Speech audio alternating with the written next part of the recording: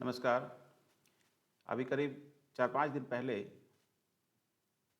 भारत देश के उच्चतम न्यायालय के मुख्य न्यायाधीश श्री डी वाई चंद्रचूड़ ने एक स्टेटमेंट में कहा कि live streaming is the solution of adjournment.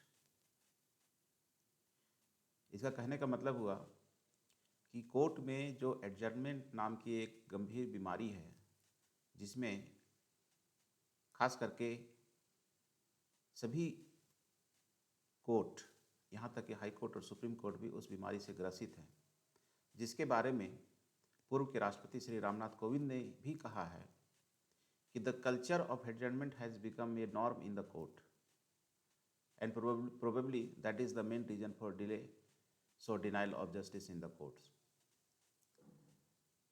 देश के उच्चतम न्यायालय के मुख्य न्यायाधीश श्री डी वाई चंद्रचूड़ ने भी इस बात को स्वीकार किया है कि एडजर्नमेंट अर्थात कोर्ट में वकील साहब के द्वारा जो केस को सुनवाई से मना किया जाता है या किसी न किसी बहाने से अगली तारीख ले लिया जाता है या केस आगे बढ़ा दिया जाता है, जिसको एडजर्नमेंट कहते हैं, उस बीमारी से चीफ जस्टिस साहब भी अवगत हैं। और केवल अवगत ही नहीं, वो खुद भी मानते हैं कि वो इस बीमारी का समाधान करने में असक्षम हैं।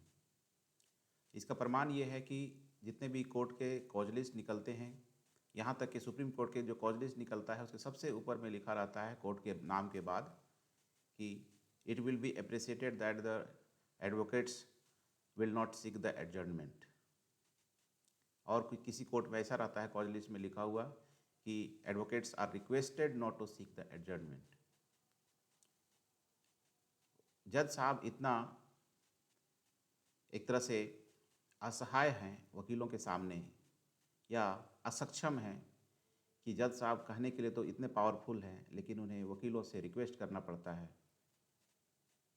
उनसे अनुरोध करना पड़ता है, उनसे अपेक्षा करना पड़ता है कि कृपया एडजर्नमेंट ना मांगे। लेकिन उनके अपेक्षा करने से या उनके अनुरोध करने से कोई ख़ास फर्क पड़ता नहीं है। वकील साहब की ताकत उनकी संख्या में जो बार एसोसिएशन के तहत है वहाँ से है। जजों को पावर है, जुडिशियल पावर ज़्यादा है, लेकिन उनकी संख्या कम है, जिसके कारण से वकील जज पर भारी पड़ते हैं और इस हद तक भारी पड़ते हैं कि कोर्ट में क्या होगा क्या नहीं होगा ये जजों पर नहीं बल्कि वकीलों पर निर्भर करता है, उनकी इच्छा पर निर्भर करता है। कौन केस की सुनवाई होगी, कौन की नहीं होगी, किस में तारीख लगेगा, किस में नहीं लगेगा, कौन कितना डिले होगा, ये सारा कुछ वकीलों पर निर्भर करता है। तो यह कहना ज़्यादती नहीं होगा कि न्यायालय वकीलों के द्वारा एक तरह से हाईजैक कर लिया गया है और जज अपने आप को असहाय या बेसहारा या असक्षम समझते हैं और होते भी हैं। आदरणीय चीफ जस्टिस साहब को ये क्यों कहना पड़ा कि live streaming is the solution of adjournment? इसका कारण ये है कि जब लाइव स्ट्रीमिंग होगा तो कोर्ट में क्या कार्रवाई हो रही है, क्या बातें हो रही, कैसे बहस हो रहा है, कौन वकील क्या बात कर रहे हैं, कैसे एडजर्नमेंट मांग रहे हैं या बहस ठीक से कर रहे हैं या नहीं कर रहे हैं या कितना तारीख ले रहे हैं, या ऑलरेडी रिकॉर्ड में आ जाएगा, वीडियो सर्कुलेट होते रहेगा सोशल मीडिया से, यूट्यूब से। और जो भी पार्टी है, जो भी जनता है जिनकी तरफ से वकील खड़ा हो रहे हैं, बहस कर रहे हैं, उनको पता चलेगा कि हमारा वकील बार बार जाके वहाँ एडजर्नमेंट ले रहे हैं, तारीख पे तारीख ले रहे हैं और हर एक तारीख के नाम पे हमसे पैसा ले रहे हैं, कोर्ट में काम आगे बढ़ने नहीं देते हैं, या जो उनको करना चाहिए वो करते नहीं हैं। जिस वकील को उन्होंने वकालतनामा दिया है वो वकील जाते नहीं हैं, वो किसी और को भेज देते हैं, जूनियर को भेज देते हैं। अक्सर हाई कोर्ट और सुप्रीम कोर्ट में ऐसा देखा जाता है कि एक सीनियर लॉयर होते हैं, उनके नीचे बहुत सारे जूनियर लॉयर होते हैं। तो सीनियर लॉयर का काम है बहस करना और जूनियर का काम है केवल फाइल ढोना इधर से उधर, या तो किसी कोर्ट में जाके खड़ा हो जाना मायूस की तरह और एडजर्नमेंट मांग लेना। अब जज भी नए नवेले लोगों को देख देख के थोड़ा खुश हो जाते हैं, मीठी मीठी बातों से वो कह दिए, बस उनको एडजर्नमेंट मिल गया। अल्टीमेटली इसका इफ़ेक्ट क्या होता है, इसका आउटकम या अंत परिणाम क्या होता है कि कोर्ट में केस पेंडिंग रहता है और अनिश्चित काल तक पेंडिंग रहता है। एक बार एडजर्नमेंट हो जाएगा हाई कोर्ट और सुप्रीम कोर्ट में, अगली बार फिर कब लगेगा, 1 साल, 2 साल, 4 साल, 5 साल के बाद, पता नहीं। तो पूरे देश में जितने संस्था है उसमें सबसे जो घटिया संस्था है वो न्यायालय है, जिसमें सबसे ज़्यादा सुधार की ज़रूरत है वो न्यायालय है, और जो सबसे एक तरह से कहें कि बेईमान संस्था है वो न्यायालय है।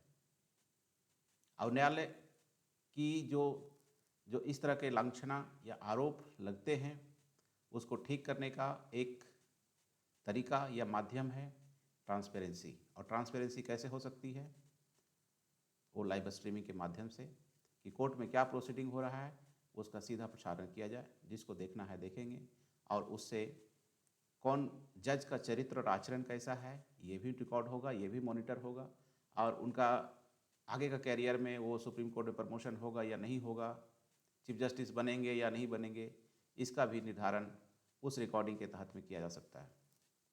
ये तब होगा जब ये फेयरनेस होगा। जहाँ ट्रांसपेरेंसी होती है वहाँ फेयरनेस भी होता है, जहाँ ट्रांसपेरेंसी नहीं है वहाँ फेयरनेस नहीं है। तो जो कोर्ट या जो जज ये समझते हैं कि वो फेयर हैं तो वो ट्रांसपेरेंट भी हैं, और जो जज फेयर नहीं हैं वो ट्रांसपेरेंट भी नहीं है। वो कभी नहीं चाहते हैं कि उनका कोर्ट का रिकॉर्डिंग हो या लाइव स्ट्रीमिंग हो और लोग उसका देखें कि कोर्ट में काली कोठरी में क्या काले कारनामे हो रहे हैं। जहाँ वेशभूषा भी काला और दिल भी काला, वहाँ क्या होगा उजाला? तो क्या होगा न्याय? और कैसे लोगों को ऐसे न्यायालय और न्यायाधीशों पर आस्था होगी, भरोसा होगा, और क्यों नहीं लोग कानून अपने हाथ में लेंगे, खुद न्याय करने की कोशिश करेंगे, चाहे वो न्याय करते करते अपराधी क्यों ना हो जाए। यह सोचने का विषय है। मैं उम्मीद करता हूँ कि जो भी थोड़े पढ़े लिखे हैं या थोड़े समझदार हैं, ये समाज और देश के प्रति संवेदनशील है, जिनको समाज और देश के प्रति थोड़ी सी भी नैतिकता और देशभक्ति है, मेरे बातों को सुनेंगे, समझेंगे, उस पर गौर विचार करेंगे, और अपने ही नहीं करेंगे बल्कि अपने साथी मित्रों दोस्तों तक भी आगे बात बढ़ाएंगे। कोई भी बड़ा आंदोलन कहीं से न कहीं से शुरुआत होती है और धीरे धीरे वो सही रास्ता पकड़ता है और मंजिल तक पहुंचता है। जब आप कोई भी समस्या का समाधान के लिए सबसे पहला ज़रूरी है उस समस्या का उजागर करना। समस्या का जब उजागर हो जाएगा तो उस पर और चर्चा होगी, बृहद चर्चा होगी, और एक समय आएगा जब नीति निर्माता वैसे समस्या का समाधान करने के लिए नीति बनाने के लिए बाध्य होंगे, और जब नीति बनेगी तो उसका अमल होगा, और अमल होगा तो कुछ असर भी पड़ेगा। Thank you.